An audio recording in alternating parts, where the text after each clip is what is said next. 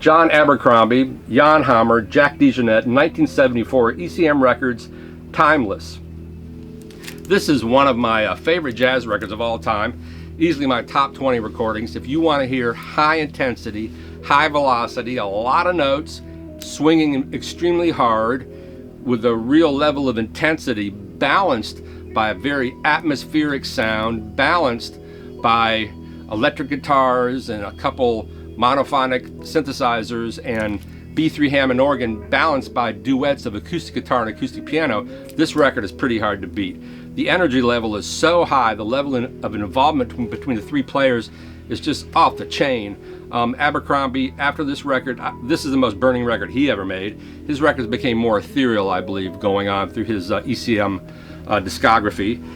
Jan Hammer, as he did with Billy Cobham's Spectrum, he just supercharges this record. He forces everyone to bring their game up. I mean, DeJohnette's playing just beautifully anyway. In a way, it's a classic ECM sound, but even more so. It's very atmospheric, very ethereal, but also the playing is so visceral.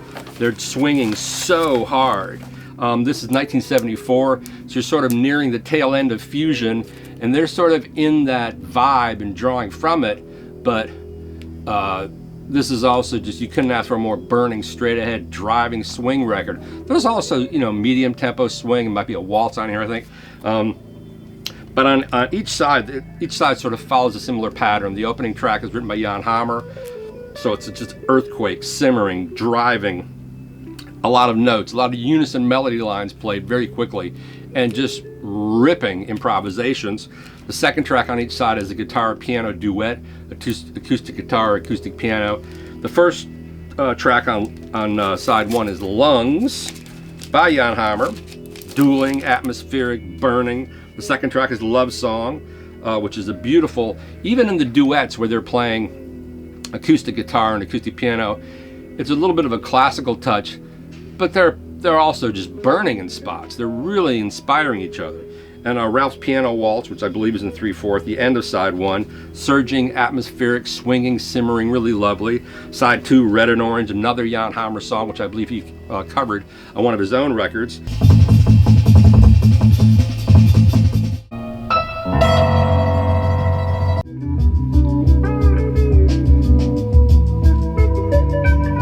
And it's just, you know, bubbling, searing, amazing, maze-like arrangement, and they're just flying through it, scorching improvisations, great interplay. Everyone is so deeply listening. It's just a trio, but it sounds like more than that.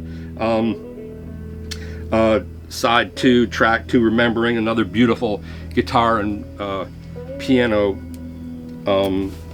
duet. And the final track, Timeless, the title track, starts out with a sort of a three-note refrain. It reminded me a little bit of Mahavishnu's Resolution. Dun, dun, dun, dun, dun, dun. It's very nocturnal, 3 a.m., quiet, but then it breaks into more of an improvisation thing, and it's really beautiful. If you want to hear a early 70s example of, I don't think this is fusion, I think of it as just straight ahead, burning, incredibly atmospheric. It has the classic ECM sort of ethereal production sound, but it's also very visceral and to the gut, because everyone sounds great on their instrument. Jan Hammer had a singular touch on the piano and the organ, and definitely on the monophonic synthesizer, which appears here briefly. DeJohnette, this is another wonderful ECM DeJohnette recording, and Abercrombie on acoustic and electric guitars just sounds beautiful. This is a beautifully recorded record.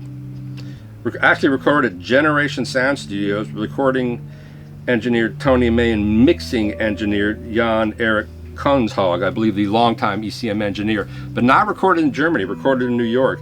I don't know where Generation Sound Studios was, but it's long gone. But if you're going to get one ECM record or start your ECM journey and you want to hear some real burning improvisation balanced with very pastoral guitar duets and some very thoughtful and ethereal moments, you can't do better, in my estimation, than Timeless.